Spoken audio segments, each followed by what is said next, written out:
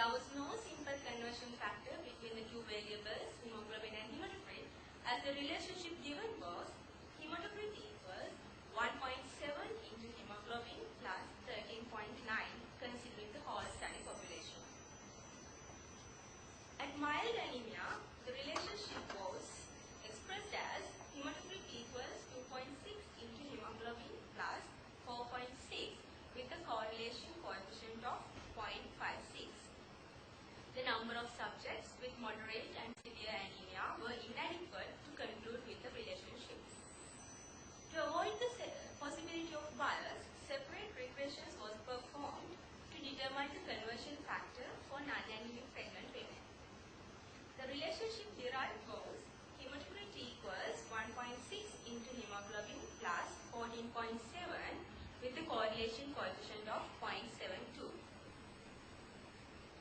So, what are the significances of these results? The lower mean value of hematocrit method suggests that the threefold conversion would underestimate the hemoglobin values.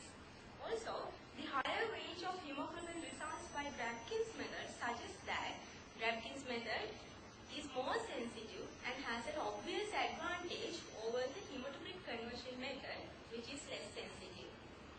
For the purpose of screening an antenatal population for anemia, high sensitivity is desirable since it is more important that as many individuals as possible with anemia has a positive test result. But the sensitivity results observed in this study was below the reliability required for clinical measurement. There was a consistent bias between the two measures, with hemoglobin concentrations by Rabkin's method being higher than the values derived from the threefold conversion in 81% of the observations in this study. Also, a significant difference was observed between the two values obtained using the two methods, especially at higher hemoglobin concentrations, and it was confirmed by the student t-test. So, the variation in hemoglobin results derived from the two methods suggests that it would compromise the validity of the threefold conversion. The regression model shows that the association between hemoglobin and hematocrit is not only dependent on a simple conversion factor. So, the requirement of different conversion factors would also compromise the reliability of practical use of hematocrit in the determination of hemoglobin levels. However, in any analysis, if the data is collected over a narrow range, the estimations of regression parameters may relatively imprecise and may be biased. So, as a guide in overcoming this problem, correlation coefficient is used to assess the adequacy of the comparative method range. It is said that if the correlation coefficient is more than 0.975, the range of data is adequate. Considering the narrow range involved in this study, the correlation coefficient results obtained were inadequate to conclude that there is a significant relationship between the two variables.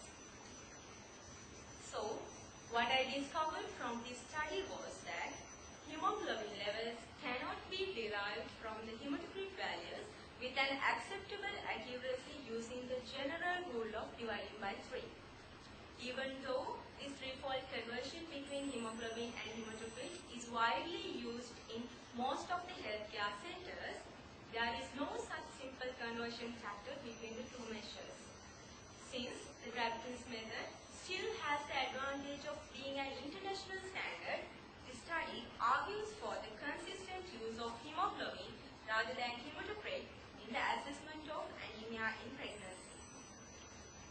I would be grateful to the nursing and laboratory staff of Teaching Hospital Mahamudra Gaul for their assistance provided during data and sample collection, and I would also like to acknowledge the staff and my colleagues of the Medical Applied Science Degree Program, Faculty of Medicine, University of Pune, for their kind collaboration at different stages of my study. These are my references. Thank you.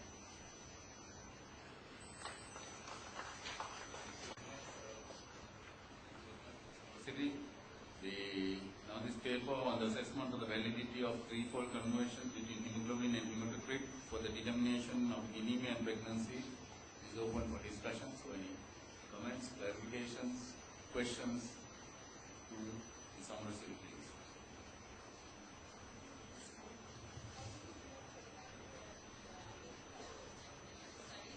Are there any more studies done on it? Different features, there must be similar studies done, right? So how are you research compared to this? Yes, madam. Previous studies have shown that this, are you talking about the correlation between the two?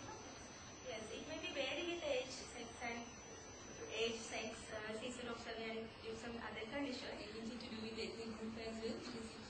Yes, even there was a research on adolescents, pregnant adolescents in Polish pregnant adolescents.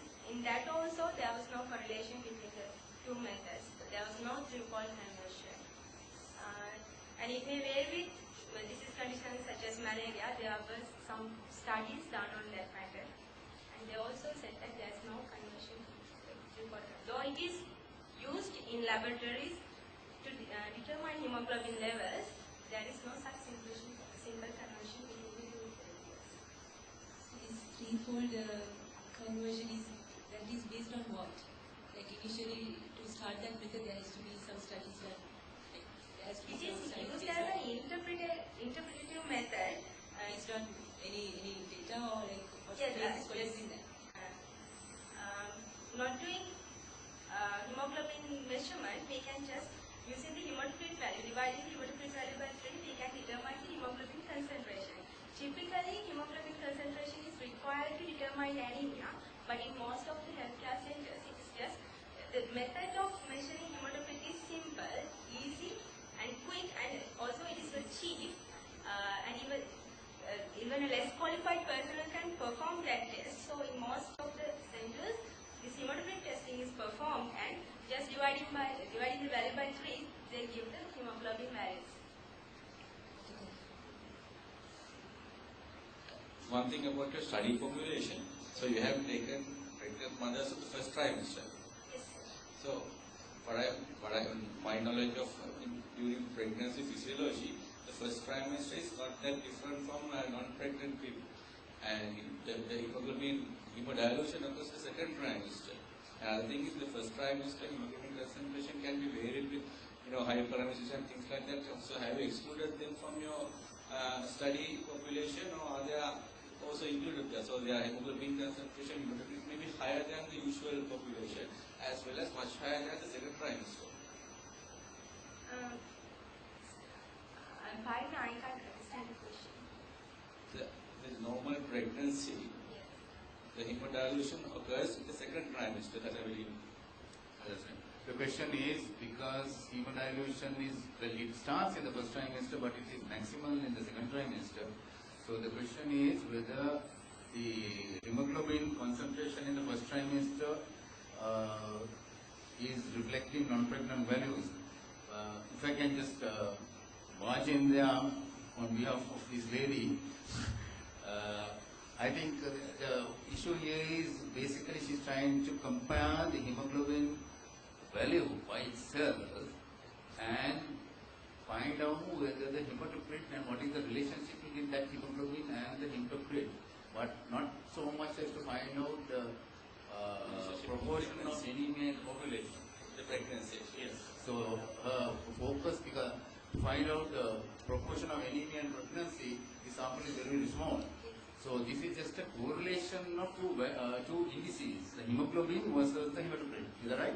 Yes. And your presumption is, or the argument is that it is 1 in 3. Yes. And what you are concluding here is that 1 in 3 is not valid. Yes. Now, are you saying that it is not valid because she is pregnant, or is it a general statement? That's why I think I'm a little interested to find out that. So it's general, I'm going to say it's generally not valid, but here I used the pregnant population, and I used that population because it is normally done. The screening for anemia is normally done in pregnant women. And most of the time, in the first visit they do at the 9 to 12 week gestation, and at that time, surely this hemoglobin estimation is done in those pregnant women. That's why I use that pregnant population. But I laboratory methods that are used here. Okay, so actually the strength is not that different from the normal population of.